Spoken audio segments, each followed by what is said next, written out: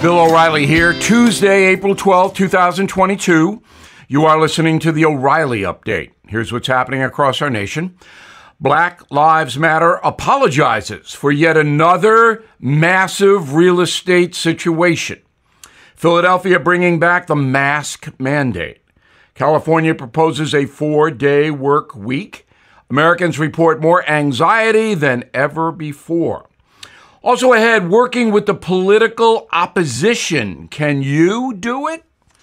But first, the Black Lives Matter organization issuing an apology after the group was caught using donations to purchase yet another mansion.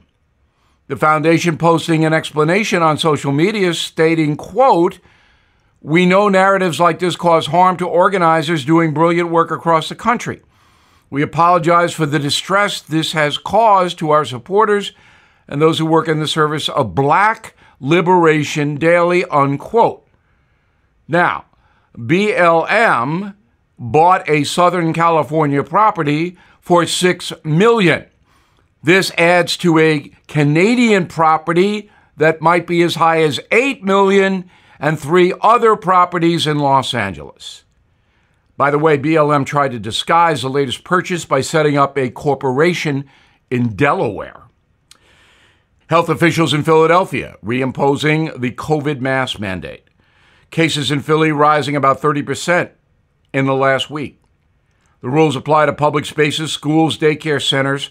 Private businesses, however, can opt out, but only if employees and customers have been vaxxed. Is this an overreaction? Most likely. Legislators in California proposing a 4-day work week. The bill would regulate all companies with more than 500 employees and slash the weekly schedule from 40 to 32 hours. Anything more would trigger mandatory overtime. Supporters say the measure will increase quality of life. Critics believe it will put another financial burden on business in California. Survey from the American Psychological Association finds 87% of Americans now experience significant anxiety every day. 2/3 say their personal stress level is at an all-time high. Another 54% suffer from loneliness. Biggest source of unhappiness right now, finances, and still COVID. In a moment, solving problems and helping people by being open-minded. Right back with that. CarShield is a good product. They make it easy and affordable to protect your car from expensive repairs. CarShield offers protection plans for around $100 a month and covers more parts than ever before. When you need a repair, you choose the mechanic, and CarShield handles the rest. CarShield also includes coast-to-coast roadside assistance, rental car options, and trip reimbursement at no extra cost. CarShield has helped millions of drivers. I am a member, and you can lock in a good price now. It will never go up if you do. Be protected from the rising cost of parts and repairs.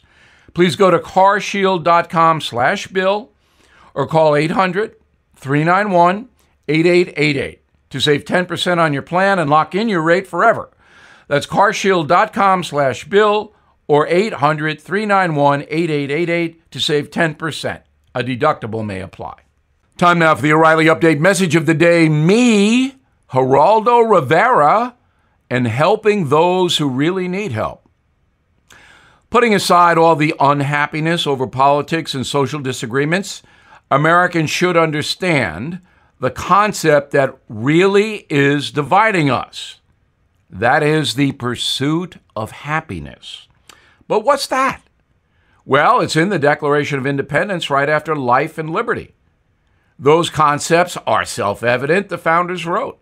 But the pursuit of happiness deal is a bit trickier. Essentially, it comes down to this. Government must set up a system whereby all citizens have an equal opportunity to develop their talents and seek success without hurting anyone else. Therefore, we the people all have a good chance to live a prosperous life. That is the pursuit of happiness. British philosopher John Locke developed the concept way back in 1689. Thomas Jefferson, James Madison, Benjamin Franklin bought Locke's vision and incorporated happiness safeguards into the Constitution.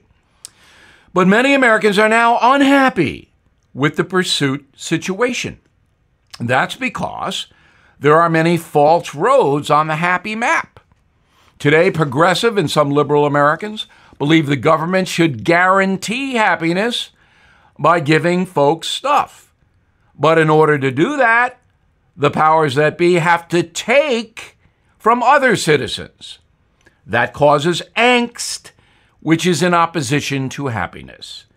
The federal government now spends trillions on giveaways and wants even more. Traditional Americans believe it is the individual who is responsible for using our freedoms to succeed.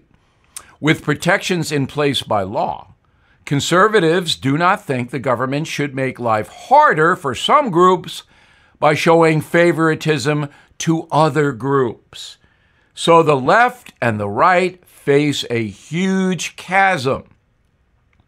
A minority of Americans say the USA is an unjust country and always has been. They want a complete overhaul, and that fight has become bitter. Your humble correspondent believes America is a noble nation, but significant corruption is affecting our collective happiness. There are far too many fanatics among us, and their actions can lead to oppression and suppression. Those things badly damage the happy pursuit. The solution is for good people to work together in order to provide fairness and opportunity. But in order to do that, we have to see things clearly. Now, recently I gave the keynote address at a benefit for Geraldo Rivera's charity, Life's Work, WORC. For 50 years, Geraldo has raised money to help Americans with autism. And you know, if a person has autism, they obviously cannot pursue happiness at the same levels that others can. Geraldo and I believe different things, but we work together to raise nearly $1 million to help Americans who really need help. The government was not involved.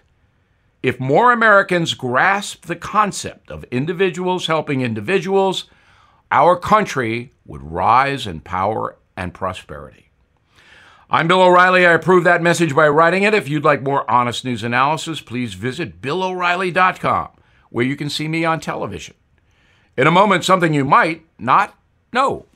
A criminal found the title to my friend's home online, forged his name, replaced him as the new owner on the title. That is called home title theft. And my friend spent a lot of money trying to get his title back. Real estate crimes and losses are not rare.